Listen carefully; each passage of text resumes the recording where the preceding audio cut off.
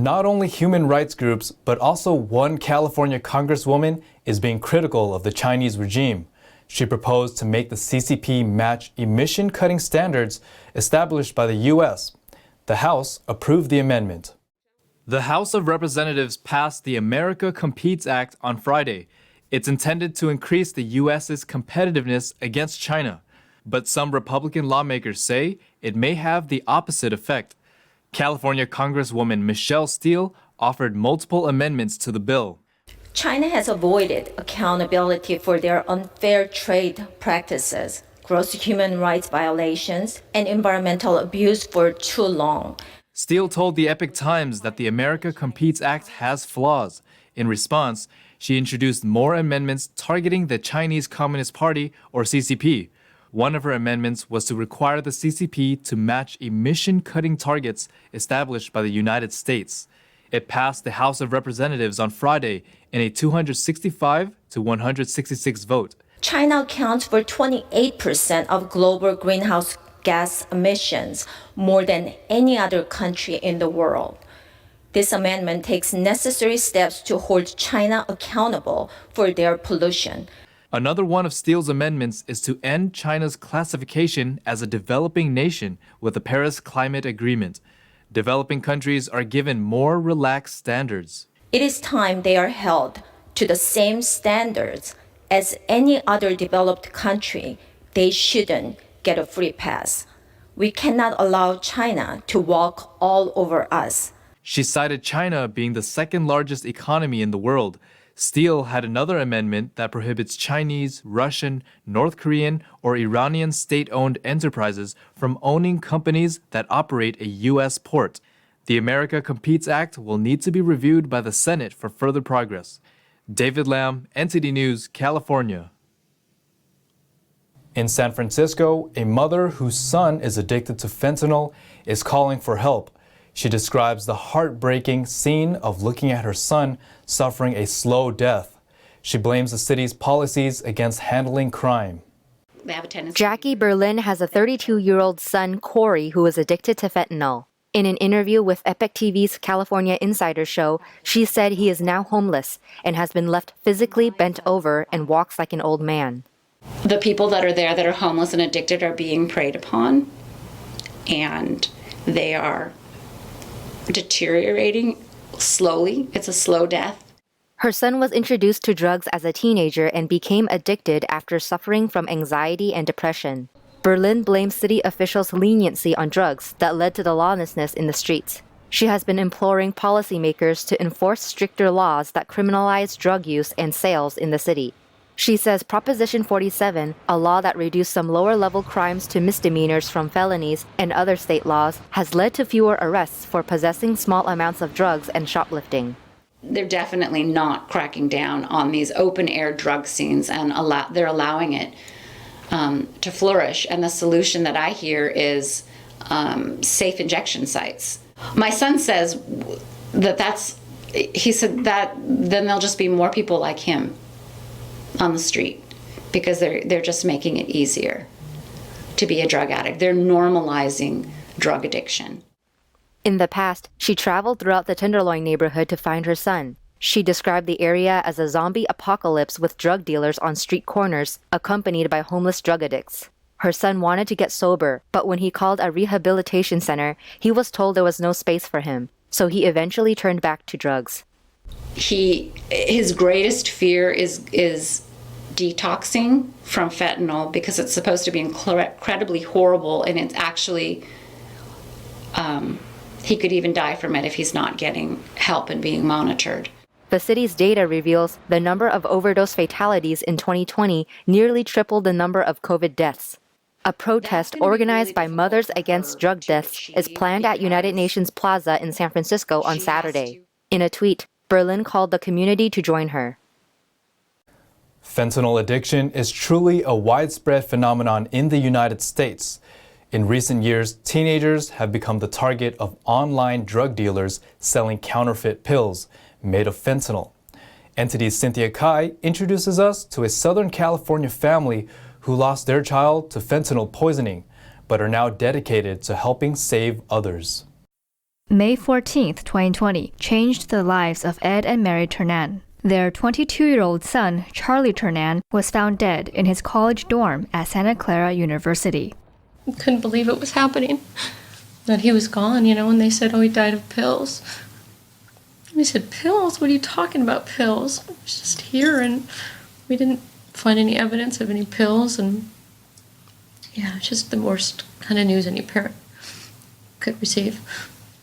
Charlie was not an addict. His parents said he took a pill he thought was Percocet to ease his back pain from a previous back surgery. But the pill Charlie took turned out to be a fake, a pill containing highly potent fentanyl, which they have coined as Fentapills.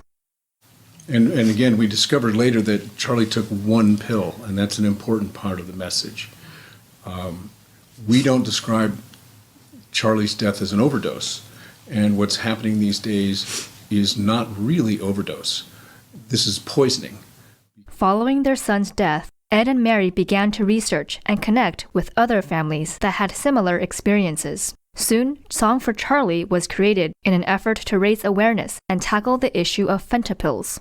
What they're being sold are these very realistic-looking counterfeit pills.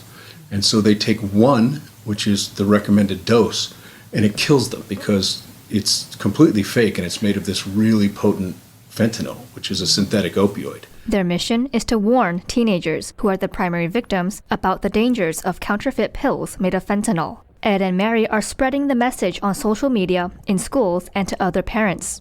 And the ultimate goal through all of that is to get the kids to take some ownership of this issue, because we think if the kids engage, that these deaths are preventable. Their goal is to get kids talking about the issue among themselves.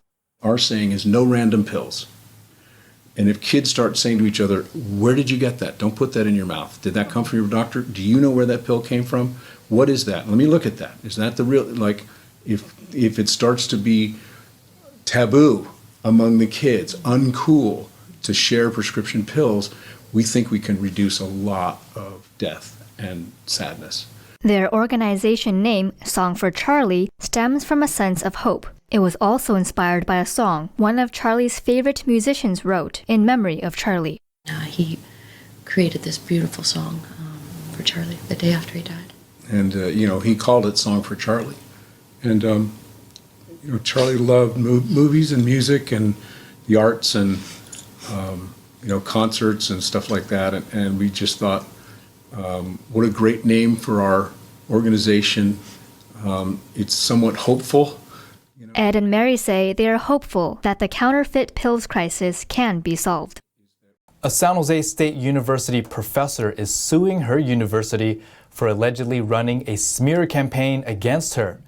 Through the lawsuit, she hopes to return to her studies and lecturing.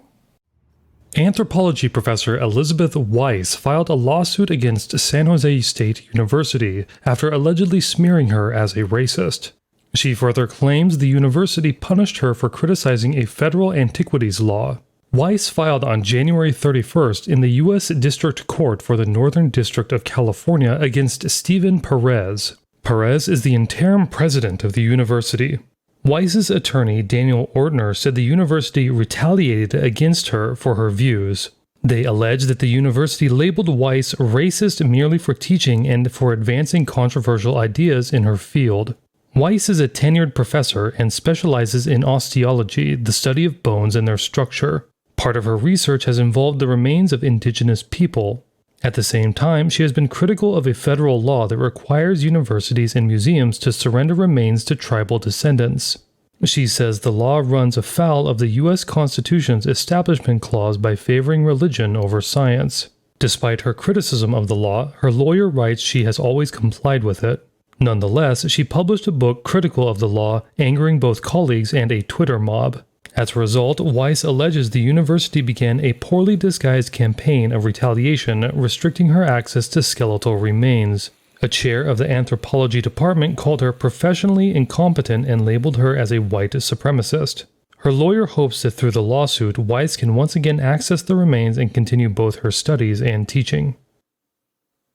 Los Angeles is facing a bus driver shortage. The bus service will reduce service hours while it looks into ways to find more operators. Bus operators in Los Angeles are leaving city public transit service Metro faster than they're being hired. As a result, the Los Angeles Transit Agency will temporarily reduce bus service starting on February 20th. The goal is to avoid more unexpected cancellations. The Metro Board of Directors voted last Thursday to reduce service due to the bus operator shortage. Between December 13th and January 12th, several bus lines had 20% or more of their trips canceled due to the shortage, according to a staff presentation given to the board. Metro officials said the cancellations particularly impacted South Los Angeles.